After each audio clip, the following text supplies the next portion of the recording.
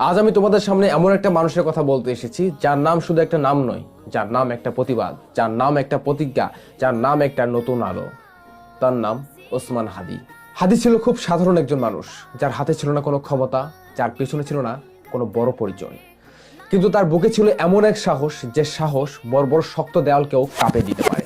সে জানতো সত্যের পথে হাঁটা মানে একা হয়ে যাওয়া, ন্যায়ের পক্ষে দাঁড়ানো মানে ঝড়কে ডেকে আনা, আর অন্যায় থেকে চুপ করে থাকার মানে নিজের বিবেককে মেরে ফেলা। তবু সে থামেনি, কারণ সে বিশ্বাস করত চুপ থাকা যদি শান্তি হয়, তাহলে এমন শান্তি আমার চাই না।